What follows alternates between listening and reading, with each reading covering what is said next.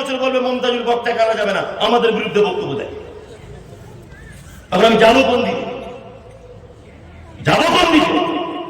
আমি রাজনীতির বক্তব্য দিই না।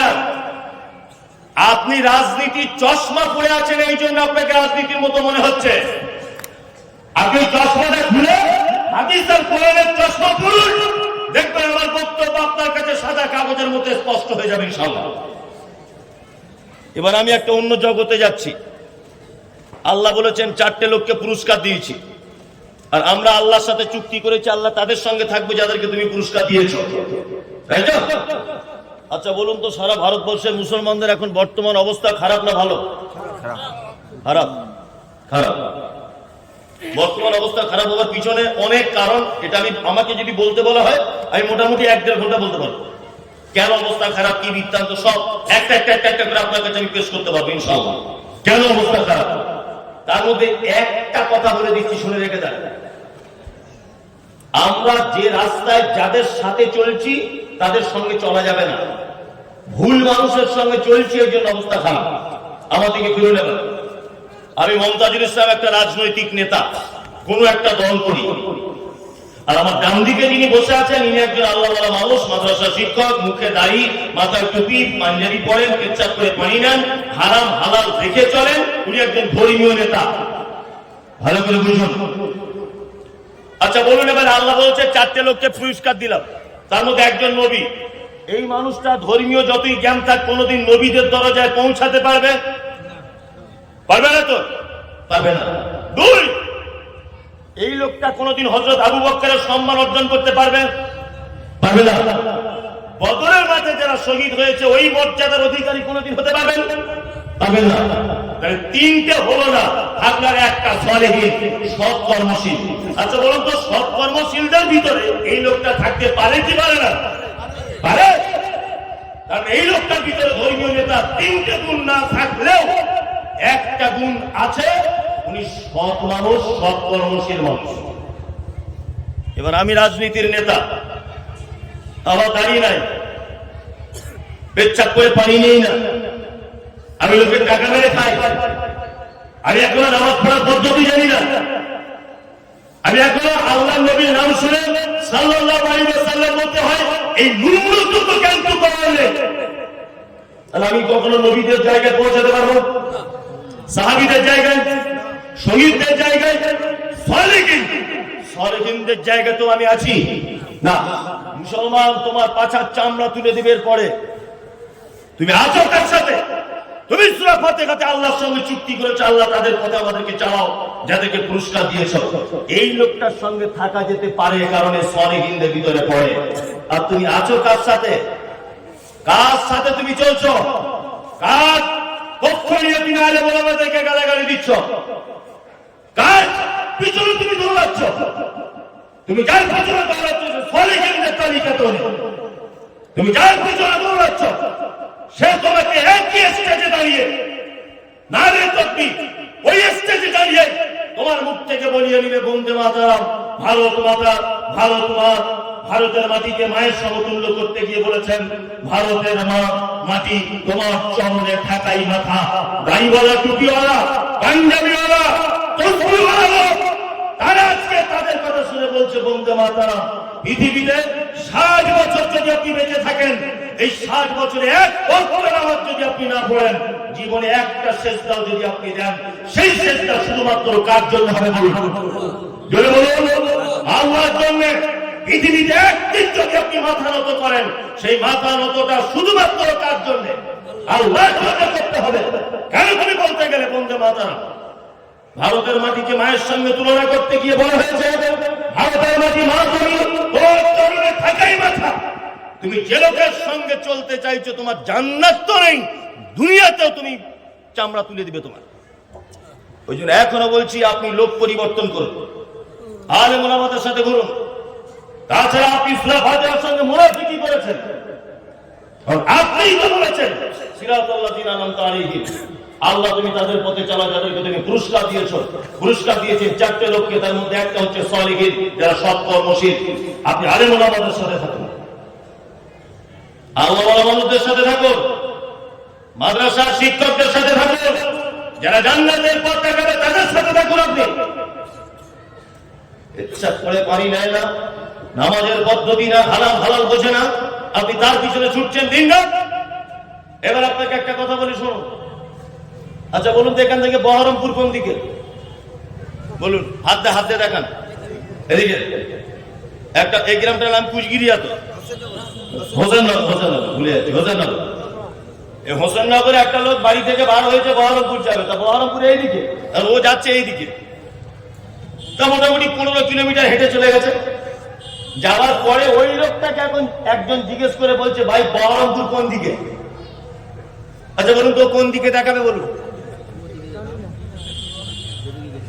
বহরমপুর এইদিকে, আর ও যাচ্ছে এইদিকে। এখন ওকে একটা লোক জিজ্ঞেস করছে, ভাই বহরমপুর কোন দিকে? তো ও কোন দিক দেখাবে?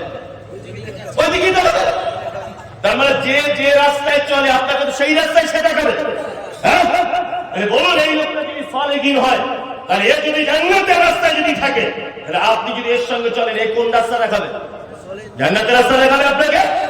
আর যে লোকটা সালেহীন নয়, নবী নয়, সিদ্দিক নয়, শহীদ নয়, আপনি যদি তার সাথে যদি চলেন, তাহলে সে আপনার কোন রাস্তা দেখাবে? খারাপ রাস্তা। বুঝে না? আপনি এবার হিসেব করুন কার সাথে থাকবেন। আমি কেন বলতে যাই? আমি তো কোরআনে ব্যাখ্যা করে আপনাকে বুঝিয়ে দিলাম। কি বলি বুঝতে পারছেন? হলুদ সাবধান, হলুদ সাবধান। সালেহীনদের সাথে অন্তত পক্ষে থাকুন। কি বললাম যে আলেম ওলামা রয়েছে, ভালো আলেম রয়েছে, পরেশগার মানুষ, হাদিস কোরআন অনুযায়ী চলে, বন্ধু করলে তার সাথে করুন, তার সাথে বন্ধু করুন, আপনার অনেক কাজ হবে। সম্মানিত উপস্থিতি, এরপরেও যদি আমার এই কথাগুলো শোনার পর আপনি বলেন যে মনে হয় আমাদের বিরুদ্ধে বলে গেল, তাহলে আপনার মতো গোপাল ভাড়া এই জগতে কেউ নেই। আপনার বিরুদ্ধে বলতে যাবো কারণ আপনার জমির পাশে আমার জমি আছে, যে আপনি আইল কেটেছিলেন প্রতিশোধ নিচ্ছি, এরকম তো ব্যাপার নেই। আপনি আমার দিনই ভাই, আপনি তো নিজেই বলেছেন সিরাতাল্লাযীনা আনআমতা আলাইহিম, আল্লাহ তাদের পথে আমাদেরকে চালা যাদেরকে তিনি পুরস্কার দিয়েছেন। এবার আপনাদেরকে আমি কয়েকটা গুরুত্বপূর্ণ কথা বলি। আপনারা যারা বসে আছেন, আমরা সবাই সালেহীন হব ইনশাআল্লাহ। বলুন ইনশাআল্লাহ, হবার চেষ্টা করবো। আমি সালেহীনে ফিরে আসবো, তারপরে একটা বলে আবার ফিরে আসবো।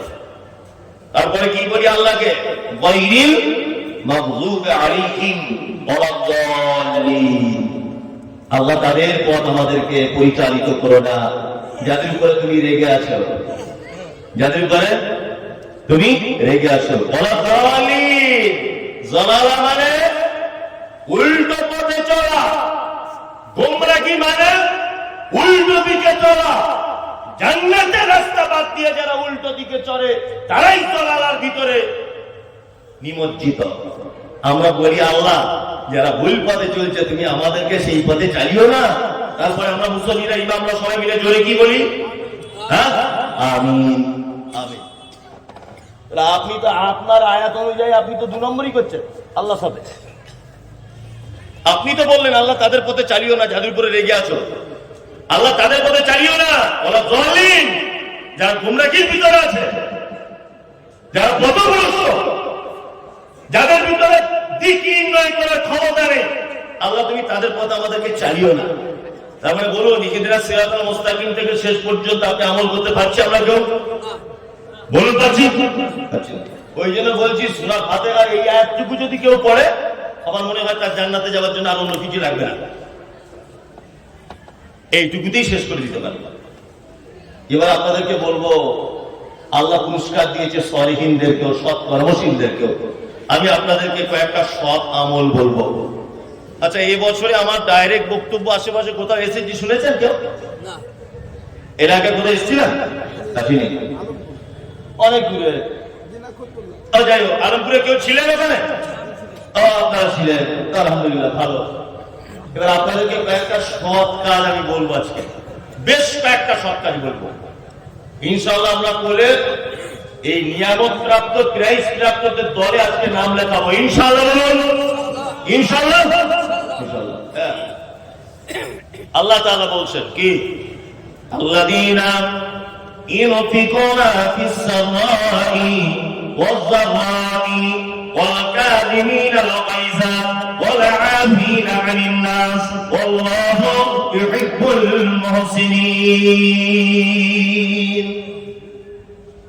চারবার হজ করেছেন শুনলাম আপনি।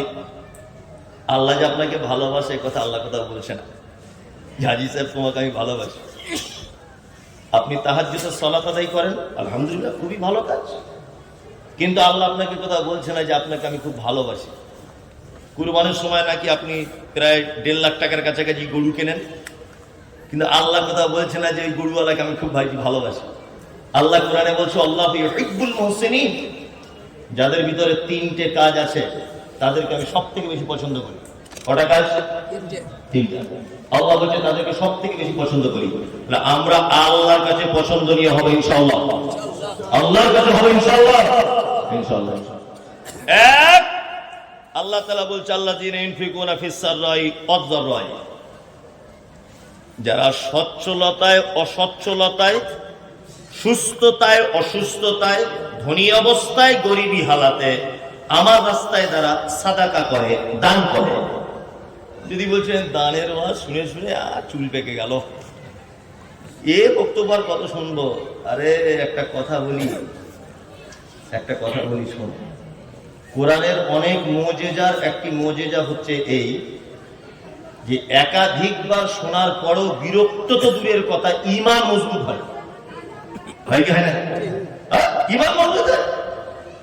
আপনাকে যদি প্রতিদিন একটা রফিকের গান শোনানো হয়, প্রতিদিন একই গান, ভালো লাগবে? আমি আজকে যে বক্তব্যটা রাখলাম, আবার যদি কালকে এখানে জলসা হয় এইটাই যদি রাখি, কি বলবেন? কোথা থেকে বক্তা নিয়ে এসে একই বক্তব্য বারবার বলবেন, কি বলবেন না? বলবেন। আপনার দাদুর হাত ধরে মসজিদে যেতেন, 7 বছর তখন বয়স, আল্লাহু আকবার, ইমাম সাহেব নামাজ শুরু করেছে, আলহামদুলিল্লাহি রাব্বিল আলামিন। 10 বছর একই, আলহামদুলিল্লাহি রাব্বিল আলামিন। আপনি ভাবছেন মনে হয় আমাদের হোসেননগরের হাফেজ সাহেবরা কিছু জানাই না মনে হয় এছাড়া। তো একটু দিল্লি যাইতে কি নামাজ পড়ে আসি, দিল্লিতে গেলেন, আল্লাহু আকবার, আলহামদুলিল্লাহি রাব্বিল আলামিন, এও মনে হয় জানে না। তা কাবায় যাই, আল্লাহু আকবার, আলহামদুলিল্লাহি রাব্বিল আলামিন। আচ্ছা বলুন তো, জীবনে কেউ বিরক্ত হয়ে বলেছে থাক প্রতিদিন আলহামদুলিল্লাহ? একটু কুলহ দিয়ে শুরু করা যায় না? কেউ বলে? আর যদি কেউ করে তার পিঠের চামড়া থাকবে? এর নাম কোরআন। একই জিনিস বারবার শুনলে ঈমান মজবুত হবে, বিরক্ত হবে না। আপনারা তো দানের অনেক বক্তব্য শুনেছেন না? শুনেছেন।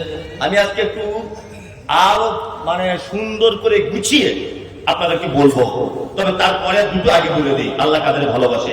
এক, যারা সচ্ছলতায় অসচ্ছলতায় দান করে। 2, রাগ হয়ে গেলে যারা রাগকে কন্ট্রোল করে, প্রতিশোধ নেয় না, রাগ কি করে? কন্ট্রোল করে। যারা মানুষকে ক্ষমা করে, ছোটখাটো একটু কিছু ভুল হয়ে গেলে পাড়া প্রতিবেশীর সঙ্গে প্রতিশোধ নেয় না, কি করে? ক্ষমা করে দেয়। আল্লাহ বলছে নিশ্চয় আমি আল্লাহ এই মুহসিন, উত্তম কর্মশীলদেরকে আমি খুব ভালোবাসি।